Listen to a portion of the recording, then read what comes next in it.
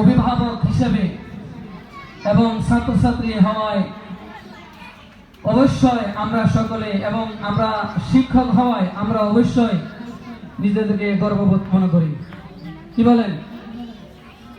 যাই হোক, আলহামদুলিল্লাহ, আপনারা আপনাদের ছেলে সন্তানকে কোরআনী শিক্ষা, প্রাথমিক শিক্ষা, কোরআনী শিক্ষা দিবেন।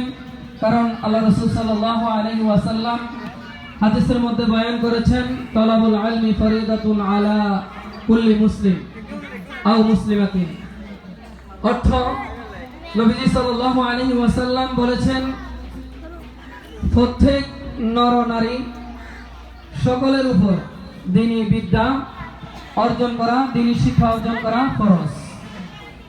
মুফাসসিরিনে কেরামগণ, মুহাক্কিকিনে কেরামগণ, মুহাদ্দিসিনে কেরামগণ এই হাদিস থেকে বলতেছেন যে প্রত্যেকের উপর যে দ্বীনি ইলম অর্জন করা যে ফরজ, এটা তো সকলের হয়তো দেখা গেছে আর্থিক অবস্থা দুর্বলের কারণে তারা উচ্চতর জ্ঞান যেটা আছে এগুলা অর্জন করতে পারে না। তাহলে তারা তো ফরজ একটা আদায় করতে পারবে না। ফরজটা লঙ্ঘনের কারণে কাল কিয়ামতের হাসরের ময়দানে হয়তো তাদেরকে জবাবদিহিতা করতে হবে।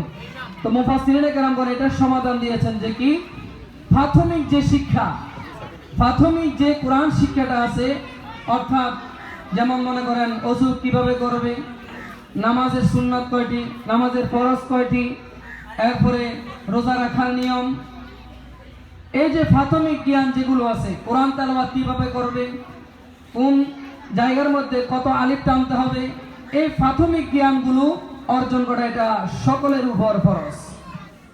অতএব আমরা আমাদের বাচ্চাদেরকে যখন এই প্রাথমিক শিক্ষাটা দেব, তখন আমরা এই ফরজ থেকে বেঁচে যাব। আল্লাহ তাআলার কাছে আমরা হাসরের ময়দানে জবাবদিহিতা করতে হবে না। বিদায় এই ফরজিয়ত হুকুম লঙ্ঘন করা থেকে বাঁচার জন্য এই নুরানি মাদ্রাসাগুলো খোলা হয়েছে। আমাদের সকলকে জাহান্নামের আগুন থেকে বাঁচানোর জন্য, ফরজিয়ত হুকুম লঙ্ঘনের কারণে যে জাহান্নামে যাওয়া লাগবে, এই জাহান্নাম থেকে বাঁচানোর জন্য এই নুরানি মাদ্রাসাগুলো প্রতিষ্ঠা হয়েছে এলাকার বিভিন্ন প্রান্তে প্রান্তে।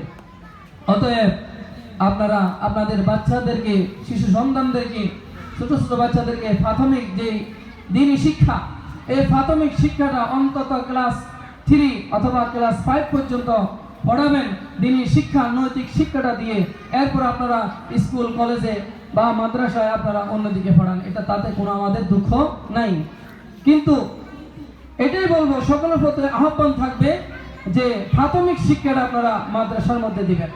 যদি দেখা যায় মাদ্রাসার মধ্যে শিক্ষাটা যদি আপনি প্রাথমিক শিক্ষাটা যদি কোরআনী শিক্ষাটা যদি মাদ্রাসার মধ্যে দিয়ে থাকেন, এরপরে ক্লাস 3 অথবা 5 পর্যন্ত পড়ে এই ছাত্র ছাত্রী যেখানে যাক না কেন, সেখানে যেখানে যাক না কেন, সে আল্লাহকে ভুলবে না, রাসূলকে ভুলবে না, মা বাবাকে ভুলবে না এবং শিক্ষক শিক্ষিকাকে ভুলবে না। তারা আদব কায়দা, নামাজ কালাম, দ্বীনি ইলম, দ্বীনের আমলগুলো তারা বলবে না। ইনশাআল্লাহ এই আশা ব্যক্ত করে আগামী 2025 সালের যে অধ্যয়নের শ্রেণী বিভাগে ভর্তি চলবে। এই মাদ্রাসার মধ্যে আপনারা প্লে নার্সারি প্রথম এবং দ্বিতীয় তৃতীয় শ্রেণীতে আপনাদের ছাত্রছাত্রীদেরকে ভর্তি করবেন প্রাথমিক শিক্ষা দেওয়ার জন্য, এবং উচ্চতর শিক্ষার জন্য দাখিল বিভাগে আছে, ইবতেদায়ী বিভাগ আছে, আপনারা আপনাদের ছাত্রছাত্রীগুলো সেই বিভাগে ভর্তি করবেন বলে আমি আশাবাদী। অনুষ্ঠানের পর্যায়ে কুরআনুল কারীম থেকে তেলাওয়াত করার জন্য মঞ্চে ডেকে নিচ্ছি তৃতীয় শ্রেণীর ছাত্রী মোসাম্মদ জাহিদা হোসেন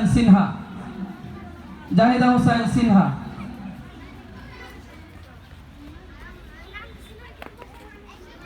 পরবর্তী পারফরম্যান্সের জন্য মঞ্চে ডেকে নিচ্ছি মোহাম্মদ সোহাইব ইশরাক তানজিম।